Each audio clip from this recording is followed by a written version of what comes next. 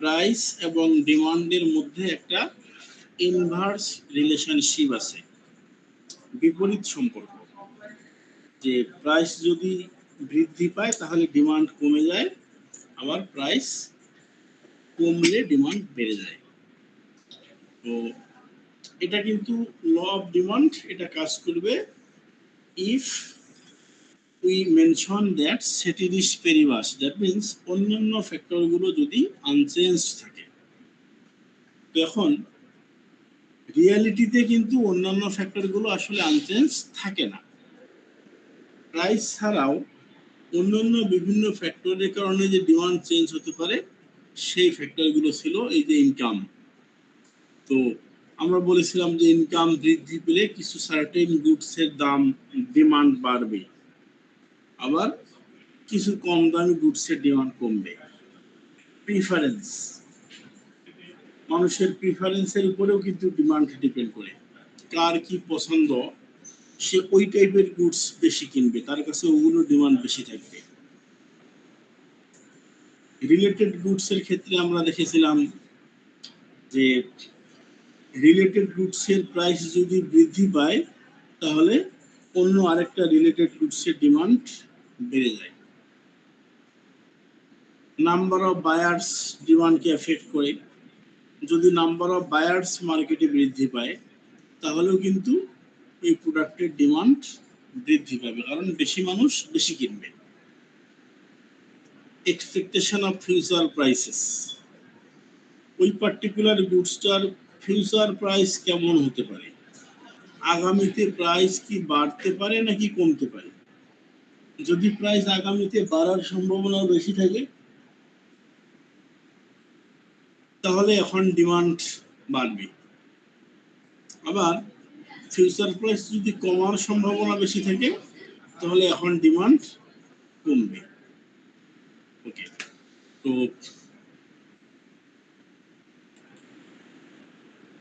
এখানে আমরা দেখতেছি যে এই যে ইনকামের উপর বেস করে, ইনকামের কারণে যে ডিমান্ড চেঞ্জ হয়, এগুলোর ভিত্তিতে প্রোডাক্ট গুলোকে বা গুডস গুলোকে আমরা তিন ভাগে ভাগ করেছি। কিছু কিছু গুডসকে আমরা নরমাল গুডস বলি, কিছু কিছু গুডসকে আমরা ইনফেরিয়র গুডস বলি, এবং কিছু কিছু গুডসকে আমরা নিউট্রাল গুডস বলি।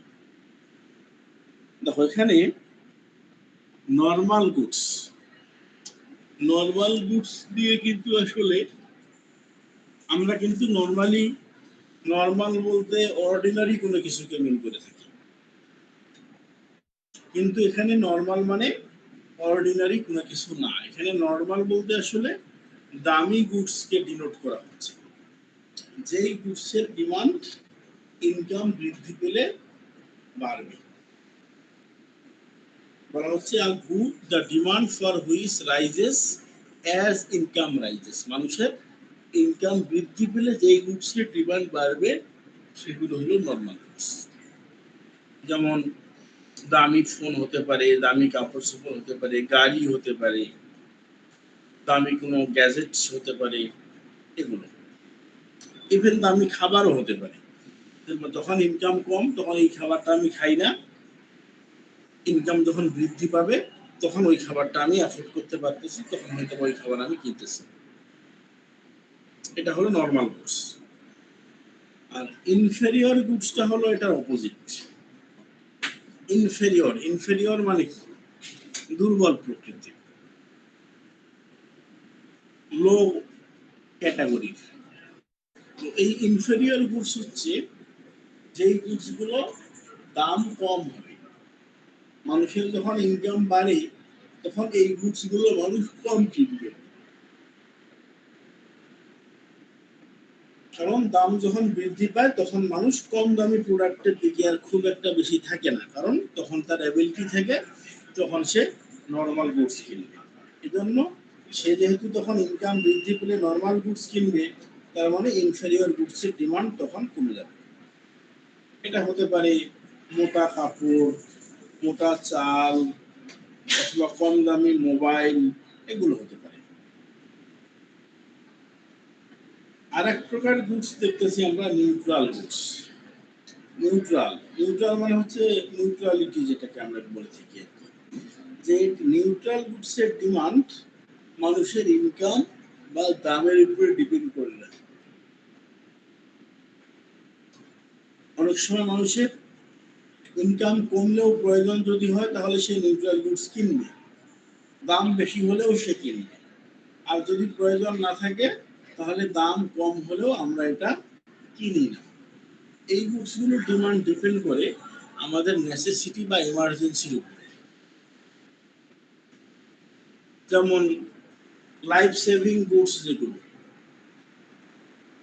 মেডিসিন, এগুলো হলো নিউট্রাল গুডস।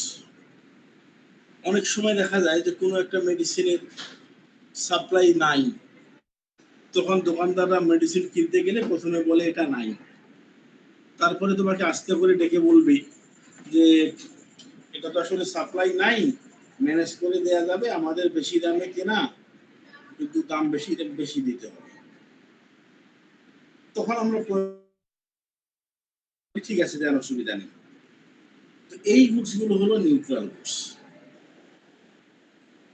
আমার কথা কি বোঝা যাচ্ছে? জি স্যার, বুঝতে পারছি। জি স্যার, জি স্যার। আচ্ছা, এবার আমরা একটু দেখব যে প্রিফারেন্স কিভাবে মানুষের ডিমান্ডকে ডমিনেট করে। প্রিফারেন্স মানে আমরা বলছিলাম পছন্দ অপছন্দ এগুলো। যেমন যে একটা কথা আমরা মানুষ যে বলে যে কেউ কেউ আছে যে তোমার অনেক কষ্ট করে ইনকাম করে সেটা দিয়ে সে আনহেলদি জিনিস কনজিউম করে, লাইক অ্যালকোহল বা এগুলো খায়। আবার কেউ কেউ আছে যে অনেক কষ্ট করে ইনকাম করে সেটা দিয়ে হেলদি ফুডস যেমন লাইক মিল্ক এটা খায়। তো যার যেটা আসলে পছন্দ। যেমন কিছু কিছু মানুষ দেখবা ফাস্ট ফুড বা স্ট্রিট ফুড খায় না, আবার কিছু কিছু মানুষ দেখবা ওর পছন্দই হচ্ছে ফাস্ট ফুড বা স্ট্রিট ফুড। তাহলে এটা আসলে ডিপেন্ড করে কার কোনটা পছন্দ। এখানে যখন যার যেমন পছন্দ হবে, যেমন এখানে দুইটা প্রোডাক্টের নাম দেখতেছি, একটা দেখতেছি নর্মাল জিন্স আর একটা দেখতেছি আমরা টর্ন জিন্স। এই টর্ন জিন্স বলতে ফ্যাশনেবল জিন্স। তো যেই মানুষটা ফ্যাশনেবল জিন্স পরে তার কাছে কিন্তু নর্মাল জিন্সের ডিমান্ড কম হবে। ধরে নাও, মনে করো কেউ কোনো একটা ব্যান্ড দলের মেম্বার, কেউ একজন মিউজিক করে, এরকম তার দেখবা তার হাতের তার টি শার্ট তার জিন্স এগুলো সব একটু অন্যরকম। তোমার কাছে হয়তো দেখে মনে হবে, আমার কাছে দেখে মনে হবে যে এটা কোনো কথা, এটা কেমন কাপড় ছিল, কিন্তু তার পছন্দটা হচ্ছে ওরকম, তার কাছে ওই প্রোডাক্টের ডিমান্ড বেশি। আবার যারা একটু মনে করা ওইগুলো ফ্যাশন পছন্দ করে না, টর্ন সেরা জিন্স পরতে ভালো লাগে না বা পরে না, তাদের কাছে কিন্তু এই নর্মাল কাপড় চোপড়ের ডিমান্ড বেশি থাকে। তো এটা কেন? এটা হলো due to the sense of the preferences, মানুষের প্রিফারেন্স চেঞ্জ হওয়ার কারণে এটা।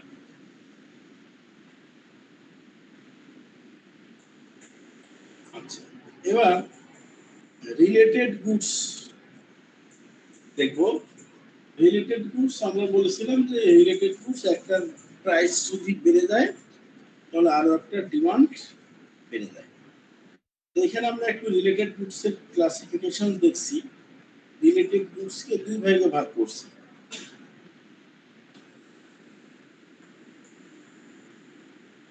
একটাকে বলা হচ্ছে সাবস্টিটিউট প্রোডাক্ট, আর একটা হচ্ছে কমপ্লিমেন্টারি প্রোডাক্ট।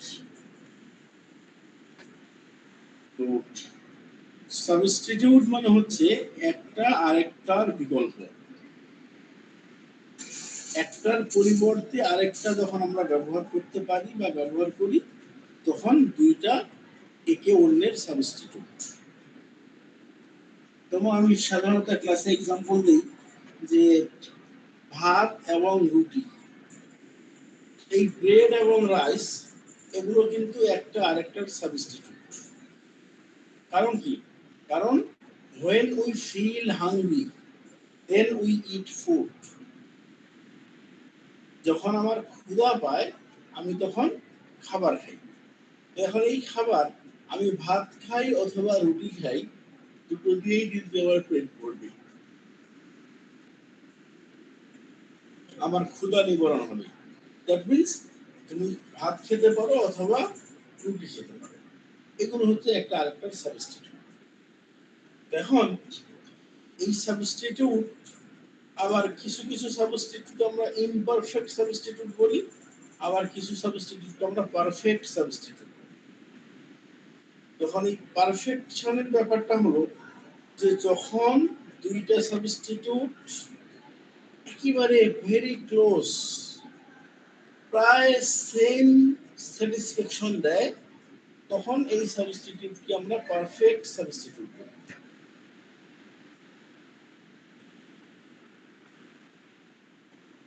100% সিমিলার না হলেও একেবারে 100 এর কাছাকাছি যখন সিমিলার স্যাটিসফ্যাকশন দেয়, তখন এগুলোকে আমরা পারফেক্ট সাবস্টিটিউট বলি। যেমন আমি একটা মোবাইল ফোন ইউজ করি, আমি চাইলে গ্রামীণ ফোনে ইউজ করতে পারি, আমি রবিও ইউজ করতে পারি, এই দুইটার মোটামুটি স্যাটিসফ্যাকশন কাছাকাছি।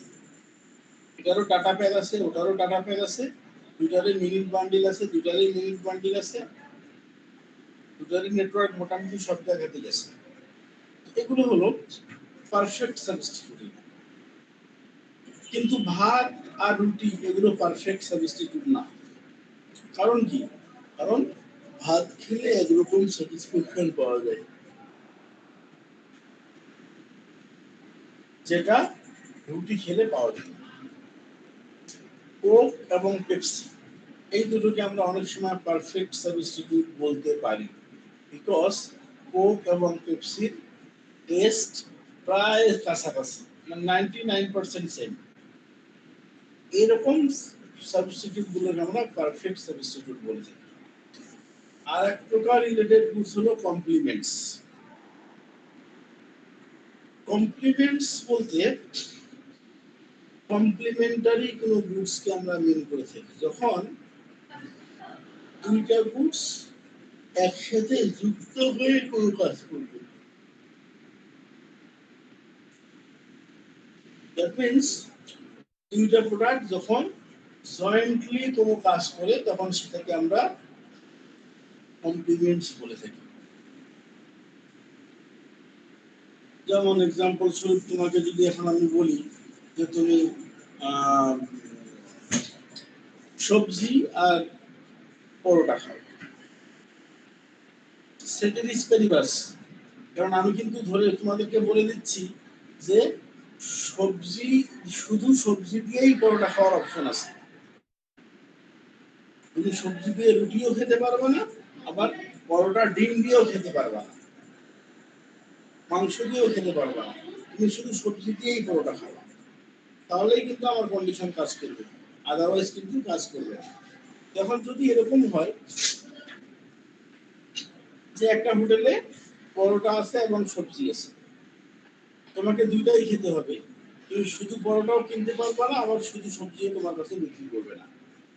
দ্যাট মিনস তোমাকে পরোটাই খেতে হবে এবং পরোটার সবজি দিয়েই খেতে হবে। এরকম যখন দুইটা প্রোডাক্ট জয়েন্টলি ব্যবহার হয় এবং একটা ছাড়া আরেকটা ব্যবহৃত হতে পারে না, তখন সেটাকে কমপ্লিমেন্টস বলা হয়।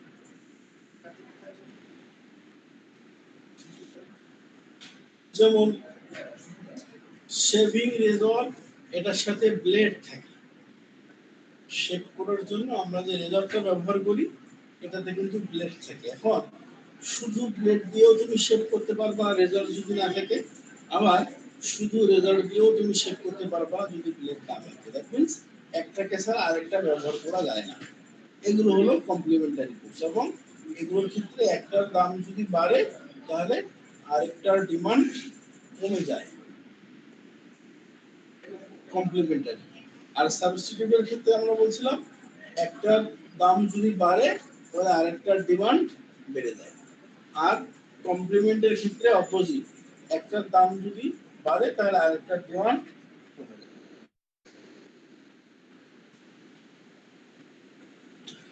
তো এই হলো আমাদের ডিমান্ড। এরপরে আমরা আসলাম সাপ্লাইতে। আমাদের এই স্লাইড বাই চ্যাপ্টারটা নামে কিন্তু হলো ডিমান্ড, সাপ্লাই অ্যান্ড ইকুইলিব্রিয়াম। এখানে আমরা ল অফ ডিমান্ড করেছিলাম। ল অফ ডিমান্ডে বলা হয়েছিল যে there is an opposite relationship between demand and price. তো ল অফ সাপ্লাইতে এখানে প্রাইস এবং সাপ্লাইয়ের মধ্যে যে সম্পর্কটা আছে, এই সম্পর্কটা হলো পজিটিভ সম্পর্ক। প্রাইস এবং সাপ্লাইয়ের মধ্যে সম্পর্কটা হলো পজিটিভ সম্পর্ক। পজিটিভ সম্পর্ক মানে হলো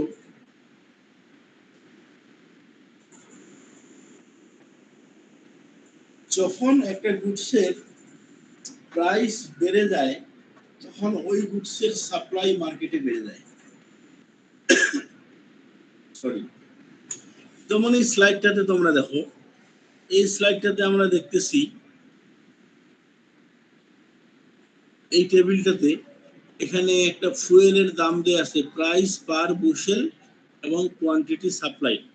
এখানে আমরা দেখতেছি প্রাইস যত বাড়তেছে সাপ্লাই তত বাড়তেছে। আবার উল্টা দিক থেকে যদি দেখো তাহলে প্রাইস যত কমতেছে সাপ্লাই তত কমতেছে।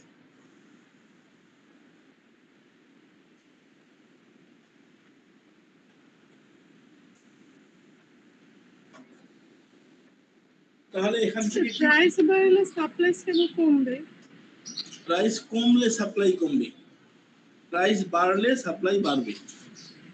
প্রাইস বাড়লে তো জিনিসের দাম মানে ডিমান্ড কমে যায় না স্যার? তাহলে প্রাইস ডিমান্ডের কথা তো আমি তোমাকে বলিনি, প্রাইস বাড়লে ডিমান্ড কমে যায়। সাপ্লাই বাড়ে কেন, এটা কোশ্চেনের আমি আনসার দেবো এখন। যখন একটা প্রোডাক্টের প্রাইস বাড়ে তখন যারা বিক্রেতা থাকে, বিক্রেতার উদ্দেশ্য কি? বিক্রেতার উদ্দেশ্য হলো প্রফিট করা। তাহলে যখন দাম বেশি থাকবে তখন তো প্রফিট বেশি হবে, তাই কি না? জি স্যার। তাহলে যখন দাম বেশি থাকবে তখন বিক্রেতা চেষ্টা করবে তার কাছে যত প্রোডাক্ট আছে সে বেশি বেশি করে মার্কেটে নিয়ে এসে বিক্রি করবে। ধরে নাও তুমি চিন্তা করে দেখো, তুমি একটা কোনো একটা প্রোডাক্টের, ছোট্ট একটা প্রোডাক্টের কথা চিন্তা করো যে তুমি এটার বিজনেস করো বা তুমি এটার বিজনেস করতে চাও। এখন দেখতেছো মার্কেটে এটার দাম ভালো, তখন তুমি বিক্রি করবা নাকি মার্কেটে যখন দাম ভালো তখন প্রোডাক্ট নিজের কাছে রেখে দেবা? তখন বিক্রি করে দিব, বিকজ মার্কেটে যখন প্রাইস বেশি তখন বেশি বেশি বিক্রি করলে আমার বেশি বেশি লাভ হবে। আচ্ছা, যেমন উদাহরণস্বরূপ তোমাদেরকে এখন যদি বলি, কোনো একটা সিজনে প্রথম প্রথম যে জিনিসটা আসে, যেমন এখন এই যে এখন আমের সিজন আসতেছে, এখন তোমরা আমের দাম কিন্তু প্রথমের দিকে দাম বেশি থাকবে। রাজশাহী, চাপাই, নওগাঁর দিকে এখানে কেউ আছে? রাজশাহী, চাপাই, নওগাঁর দিকে বাড়ি, ওরা এখন থাকলেও বলবে না, ভাবতেছে আমি মনে হয় ফ্রিতে আম চাবো, এই জন্য বলবে না। রাজশাহীতে থাকলেও বলবে না। আচ্ছা, যাই হোক, এখন এই যে এখন আমের সিজন, প্রথম দিকে আমের দাম বেশি থাকবে, তখন তোমরা দেখবা কিছু কিছু মানুষ আম ভালো মতন পাকার আগেই, আমটা ভালো করে ম্যাচিউর হওয়ার আগেই নিয়ে এসে বাজারে বিক্রি করার চেষ্টা করবে। যে পরিমাণ আম পাকবে তার থেকে বেশি আম তুমি বাজারে দেখবা, কারণ কিছু মানুষ কাঁচা আমকেই বিভিন্ন ভাবে মেডিসিন টেডিসিন দিয়ে পাকায় তোমার কাছে বিক্রি করতে চাবে। কারণ কি? কারণ বাজারে এখন দাম বেশি। এজন্য গুডসের দাম বৃদ্ধি পেলে সাপ্লাইস বৃদ্ধি পায়। আচ্ছা, আবার এই লাস্টের দিকে কিন্তু আমরা দেখতেছি প্রাইস যখন বেড়ে 4 টাকা থেকে 5 টাকা হলো তখন কিন্তু সাপ্লাই বাড়ে নাই, অপরিবর্তিত রয়েছে। এটার কারণ কি? এটার কারণ হচ্ছে যে মার্কেটে কতটুকু প্রোডাক্ট সাপ্লাই করা যাবে বা কতটুকু প্রোডাক্ট সাপ্লাই হবে তার তো একটা লিমিট থাকে। তুমি উৎপাদন করো একটা প্রোডাক্ট, তুমি উৎপাদনকারী, তো তুমি যে পরিমাণ প্রোডাক্ট উৎপাদন করবা তার থেকে বেশি তো তুমি সাপ্লাই করতে পারবা না। দাম যতই বেশি হোক, তার থেকে বেশি তো প্রোডাক্ট তোমার কাছে যদি না থাকে তাহলে তুমি মার্কেটে সাপ্লাই করবা কিভাবে? সো সাপ্লাই একটা সময় গিয়ে কিন্তু আর যতই দাম বাড়ুক সাপ্লাই আর নাও বাড়তে পারে। সেটা হয়তো বা প্রোডাকশনের ঘাটতি হতে পারে, অথবা যারা বিজনেসম্যান, যারা সাপ্লায়ার, তারা কিন্তু চালাক আছে। ওরা যখন দাম বেশি তখন সাপ্লাই বাড়াবে, কিন্তু বাড়াইতে বাড়াইতে একটা সময় গিয়ে ওরা ভাববে যে আরো যদি বেশি প্রোডাক্ট ওরা বাজারে নিয়ে আসে তাহলে মানুষ তখন এই প্রোডাক্ট আর কিনবে না, তখন সাপ্লাই কমায় দেবে। এজন্য সাপ্লাই সবসময় যে বাড়বে ব্যাপারটা এরকম না। একটা নির্দিষ্ট সময় পরে সাপ্লাই স্ট্যাটিক হতে পারে অথবা সাপ্লাই কমেও যেতে পারে। তো যাই হোক, আমরা এখন এই ল অফ সাপ্লাইটাকে আমরা একটু দেখব। দেখো এখানে ল অফ সাপ্লাই দেখা যাচ্ছে। ল অফ সাপ্লাই বলতেছে there is a positive relationship between price and quantity of a good supplied. দাম এবং কি পরিমাণ গুডস বাজারে সাপ্লাই করা হবে তার মধ্যে একটা পজিটিভ সম্পর্ক। এই যে সিম্বলটা দেখো, প্রাইস বাড়লে সাপ্লাই বাড়তেছে, এটা হলো সাপ্লাই কার্ভ। ডিমান্ড কার্ভ কিন্তু এরকম ছিল না, ডিমান্ড কার্ভ ছিল ডাউনওয়ার্ড স্লোপিং, উপর থেকে নিচের দিকে আসে। আর সাপ্লাই কার্ভ হলো আপওয়ার্ড স্লোপিং, উপরে যাচ্ছে, নিচ থেকে উপরে যাচ্ছে।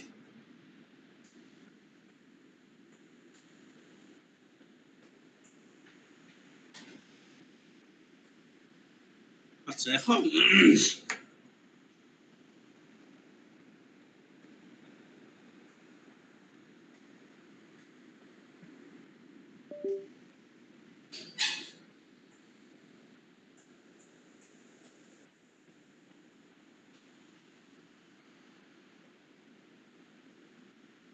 আচ্ছা, তো এখন সাপ্লাই কার্ভ বলতে আমরা তাহলে কি মিন করি? সাপ্লাই কার্ভ হচ্ছে একটা upward sloping curve that shows the positive relationship between price and quantity supplied of a goods in the market. Supply curve হচ্ছে এমন একটা কার্ভ, এবং যেটা আপওয়ার্ড স্লোপিং কার্ভ, যেটা প্রাইস এবং কোয়ান্টিটি সাপ্লাই এর মধ্যে পজিটিভ সম্পর্ক রিপ্রেজেন্ট করে। এখন আমরা একটু দেখব যে এই যে বললাম যে মার্কেটে কি পরিমাণ গুডস সাপ্লাই হচ্ছে বা কি পরিমাণ গুডস সাপ্লাই হয়, এটা ডিপেন্ড করে কিসের উপরে? এই ফ্যাক্টরগুলোকে আমরা বলে থাকি determinants of supply.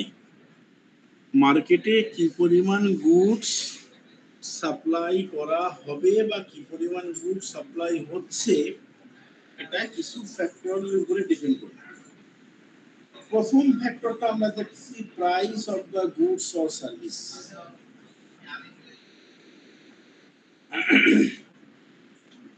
Law of সাপ্লাইতে আমরা বলেছিলাম যে প্রাইস যদি বৃদ্ধি পায় তাহলে সাপ্লাই বৃদ্ধি পাবে, এটা একটা সাপ্লাইয়ের ডিটারমিনেন্ট। যদি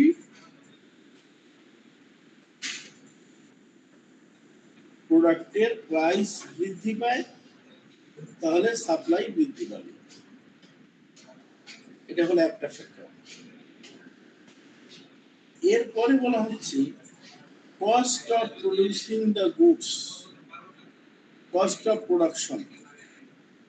যেই গুডস আমি বাজারে বিক্রি করব বা বাজারে বিক্রি করতেছি সেই গুডসের প্রোডাকশন কস্টের উপরেও কিন্তু ডিপেন্ড করবে যে বাজারে কি পরিমাণ ওই প্রোডাক্ট সাপ্লাই হবে।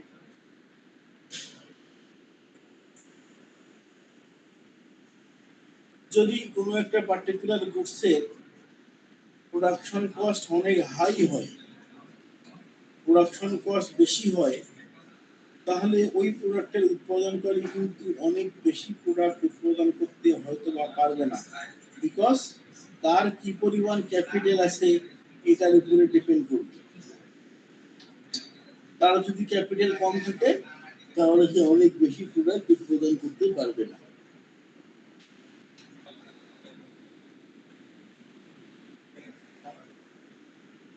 ক্যাপিটাল যদি বেশি থাকে তাহলে সে যত খুশি তত প্রোডাক্ট উৎপাদন করতে পারবে। তো এই প্রোডাকশন কস্টের উপরেও কিন্তু ডিপেন্ড করে যে মার্কেটে প্রোডাক্টটা কি পরিমাণ সাপ্লাই হবে। এখন এই প্রোডাকশন কস্ট বলতে আসলে আমরা কি মিন করি? প্রোডাকশন কস্ট বলতে আমরা মিন করে থাকি যে কোনো একটা প্রোডাক্ট উৎপাদন করতে কি পরিমাণ খরচ হয়েছে।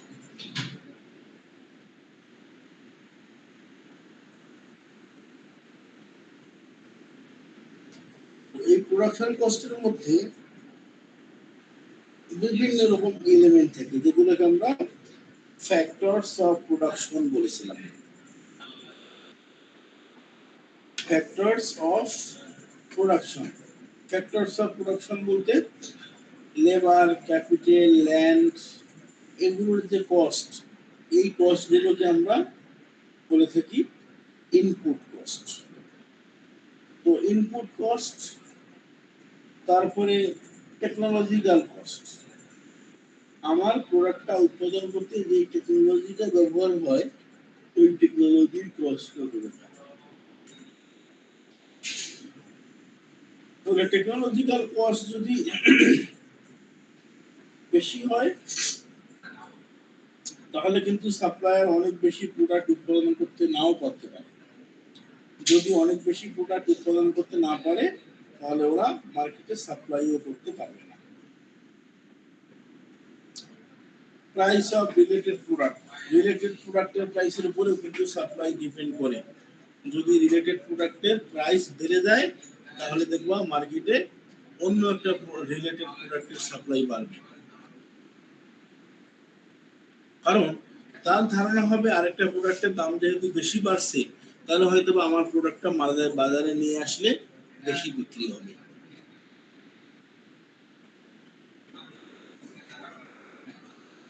এই ফ্যাক্টর গুলো মূলত একটা প্রোডাক্ট মার্কেটে কি পরিমাণ সাপ্লাই হবে সেটাকে নির্ধারণ করবে। এগুলোকে বলা হয় ডিটারমিনেন্টস অফ সাপ্লাই। এটা হলো আমাদের ইকোনমিক্সের last slide, market equilibrium. Equilibrium শব্দটা কি তোমরা কেউ শুনেছো?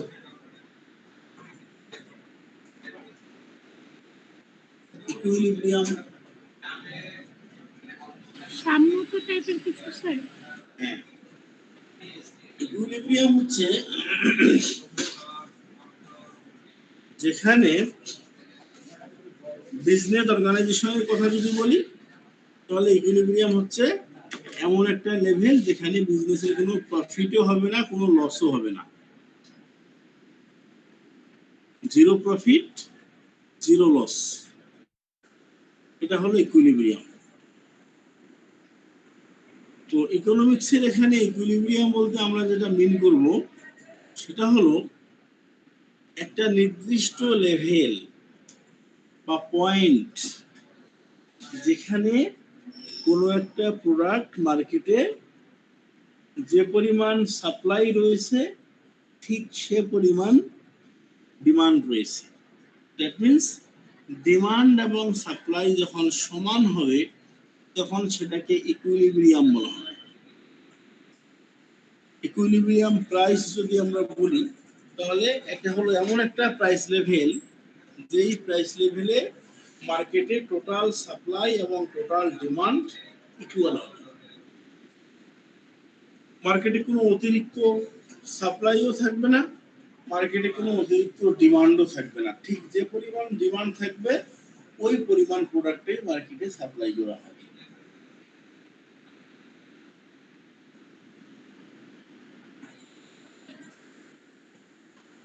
বাস্তবে কিন্তু এটা খুব কঠিন।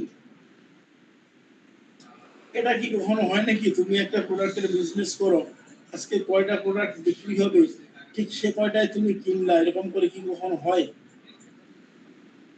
যারা না বিক্রেতা তারা তো আগের থেকে 100% বুঝতে পারবে না যে আজকে কয়টা প্রোডাক্ট বিক্রি হবে। ওরা হয়তো একটা অনুমান করতে পারে, যেমন মনে করো আজকে সোমবার, সোমবারে ইউনিভার্সিটিতে স্টুডেন্ট কম আসে, তাহলে আমাদের ভার্সিটির বা সামনের যে হোটেলগুলো বা আমাদের ক্যান্টিনের যে দোকানগুলো, ফুড কোর্ট, এই দোকানগুলো তাহলে আজকে কম কম খাবার রেডি করবে। কারণ ওরা জানে যে আজকে সোমবার, আজকে স্টুডেন্ট কম আসবে, তাহলে আজকে যদি ওরা অন্য দিনের মতো বেশি খাবার রান্না করে বা রেডি করে তাহলে খাবার নষ্ট হবে।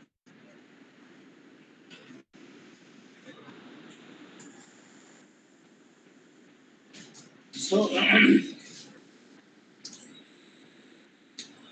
কতটুকু মার্কেটের প্রোডাক্টের প্রয়োজন রয়েছে বা ডিমান্ড রয়েছে এটা কিন্তু অ্যাকচুয়ালি আসলে ওরকম পারফেক্টলি বোঝা যায় না। হ্যাঁ, অনেক সময় কেউ মনে করতে পারে স্যার আমার মার্কেটে কালকে কি পরিমাণ প্রোডাক্টের ডিমান্ড রয়েছে, আমি আজকেই কাস্টমারের কাছ থেকে প্রি অর্ডার নিচ্ছি, আজকেই আমি বুকিং নিচ্ছি, অগ্রিম পেমেন্ট নিচ্ছি, তাহলে যে কয়টা আমার অগ্রিম অর্ডার করবে শুধু সে কয়টা প্রোডাক্টই আমি কালকে সাপ্লাই করব। এটা সব সময় কাজে নাও দিতে পারে। একদিন হঠাৎ করে দেখা যাবে যে একটা নতুন কাস্টমার আসছে, তাকে তুমি যদি আজকে প্রোডাক্টটা না দাও তাহলে সে মন খারাপ করবে এবং বিরক্ত হবে তোমার উপরে এবং তোমার কাছে আর কখনো আসবে না। তাহলে ইকুইলিব্রিয়াম কিন্তু বাস্তবে আসলে খুব একটা সম্ভব না, খুব একটা সম্ভব না বলতে সম্ভব নাই। হ্যাঁ, তবে একটা প্রাইস লেভেলে মার্কেট ইকুইলিব্রিয়ামে থাকে যখন প্রাইস জিরো হবে। কোন একটা প্রোডাক্টের প্রাইস যদি জিরো হয় তাহলে তখন ওই প্রোডাক্টটার জন্য মার্কেটে ইকুইলিব্রিয়াম থাকে।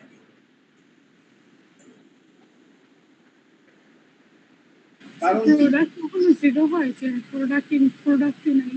হ্যাঁ, এখন তাহলে ওইটাই চিন্তা করো যে প্রোডাক্টের প্রাইস কি আসলে কখনো জিরো হয়? জিরো যদি না হয় তাহলে কখনোই মার্কেট ইকুইলিব্রিয়ামে পৌঁছবে না। জিরো যদি হয় তাহলে ইকুইলিব্রিয়ামে পৌঁছবে। কারণ আছে, কারণ হলো কোনো প্রোডাক্টের প্রাইস যদি জিরো হয় তাহলে সেটাকে আমরা প্রোডাক্টেই বলবো না।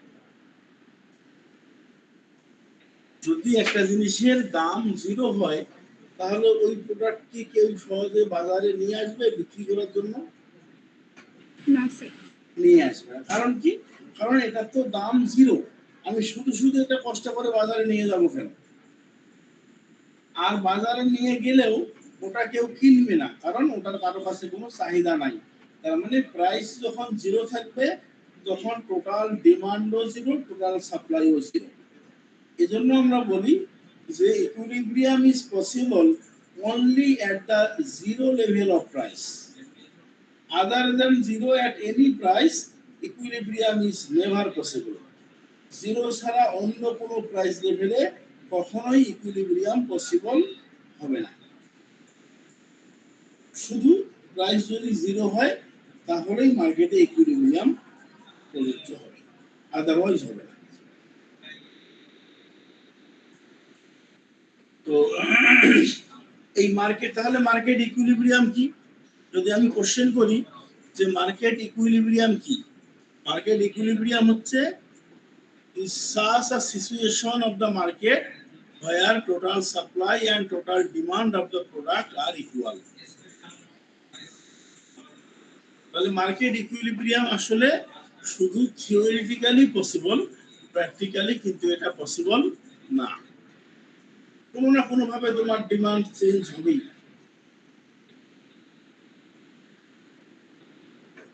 তাহলে আমাদের ইকোনমিক্সের সিলেবাস কিন্তু শেষ। প্রথম চ্যাপ্টারটা আগেই পড়াইছি, আজকে সেকেন্ড চ্যাপ্টার শেষ করলাম। এই আমাদের ইকোনমিক্সের সিলেবাস শেষ। So, এইগুলো থেকে কোশ্চেন কিরকম আসবে? ডিরেক্ট আসবে যে ইকুইভ্যালেন্ট কি বা কিছু মানে কিরকম? হ্যাঁ, এরকমই তো আসবে, থিওরিটিক্যাল কোশ্চেন তো এরকমই আসবে।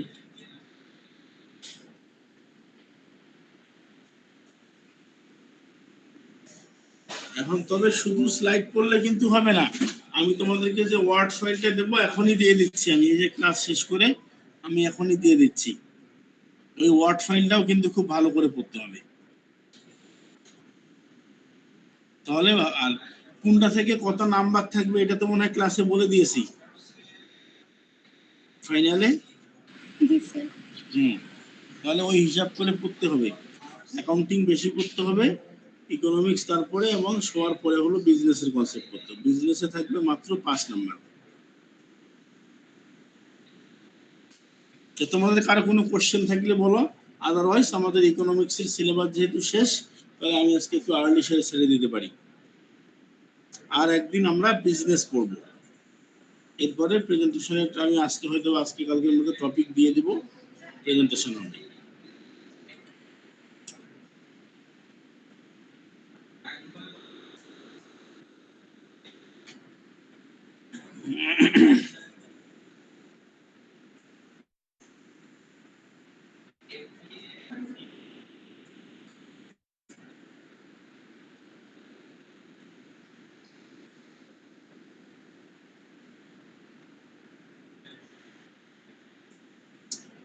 এই শেষ।